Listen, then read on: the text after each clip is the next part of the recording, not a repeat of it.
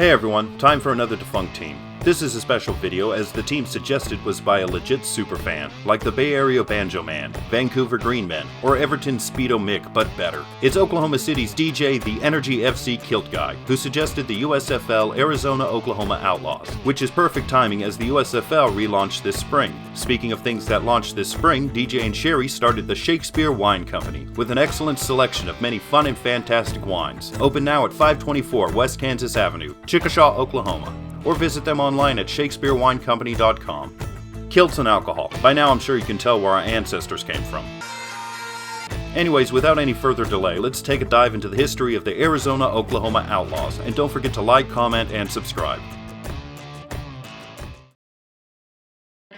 The franchise, owned by William R. Tatham Sr. and his son, was intended to play in San Diego for the 1984 USFL season. However, the city, under pressure from local teams, refused to grant the Tathams a lease for Jack Murphy Stadium, forcing him to search for a new home.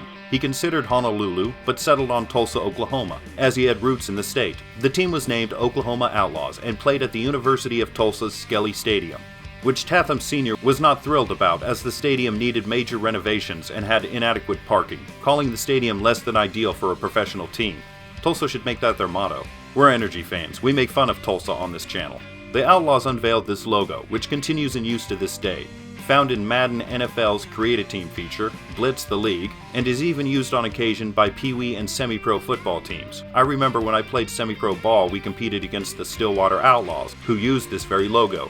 The Outlaws signed Hall of Fame member Sid Gilman, who came out of retirement at age 71 to serve as Director of Operations. Gilman signed a roster of players but was fired in December in a dispute over finances. Before this, Gilman was able to sign former Tampa Bay Buccaneer quarterback Doug Williams, who left the Bucs over a pay raise. The team also acquired Oklahoma State running back Ernst Anderson, and former Steelers defensive coordinator Woody Weidenhofer became head coach. A young Toby Colville played for the Outlaws in the preseason, hoping to become a big sports star. He failed to make the team, but later under his middle name Toby Keith, he emerged as the owner of a big sports bar in Oklahoma City. I think he's also a well-known musician or magician or something, I don't know. The Outlaws' inaugural season was less than ideal. Seriously, we're gonna make that Tulsa's motto. They started out with a 6-2 record, all 6 victories in bad weather, but then went on to drop 10 in a row. Williams was one of the league's top passers, but the Outlaws had no running game and finished last in rushing yards. The Outlaws ended their 1984 season 6-12, fourth in the Western Conference, with an average attendance of 21,038 fans. The attendance really wasn't that bad, but 2 weeks into the season, Tatham Sr. announced that everyone was sick of smelling the oil refinery. All the wrenches in Tulsa are backwards, and as previously mentioned, Skelly Stadium was inadequate. So the Outlaws began their search for a new venue, again. Initially, the Tathams intended to move to the University of Oklahoma's Owen Field, but when the USFL decided to move to a fall schedule, OU officials backed out, because of course. After this, Tatham Jr. worked out a deal to play at Honolulu's Aloha Stadium, but Tatham Sr. vetoed it. And at one point, the Outlaws almost merged with the Oakland Invaders. However, the deal collapsed and Oakland merged with the Michigan Panthers instead. The Tathams then turned to the Arizona Wranglers, whose owner, Dr. Dietrich, was losing millions, despite some on and off the field success. They agreed to merge the Arizona Wranglers with the Oklahoma Outlaws, becoming the Arizona Outlaws. Dr. Dietrich initially retained 25% of the team, but quickly decided to get out altogether. The Arizona Outlaws played at Sun Devil Stadium in Tempe, Arizona for the 1985 season. Their combined rosters featured most of the best players from both teams. Former Arizona State coach Frank Kush, who was recently fired by the Indianapolis Colts, was hired. Doug Williams had another good season with 3,645 passing yards and 21 touchdowns. The run game improved from last season, with Reggie Brown running for 1,031 yards and 12 touchdowns. Despite this, 1985 was basically a repeat of the previous season. The Outlaws started strong, going 4-2, but faltered mid-season, dropping 6 in a row. Their late-season rally of winning 3 straight was not enough to make the playoffs, finishing 8-10, fourth in the Western Conference, with an average attendance of 17,887, drawing 4,000 fewer fans than they did in Tulsa. Years later, Tatham Jr. recalled that the former Wranglers and former Outlaws found it hard to get along. At one point, he threatened to fire the entire defensive staff if the fighting didn't end.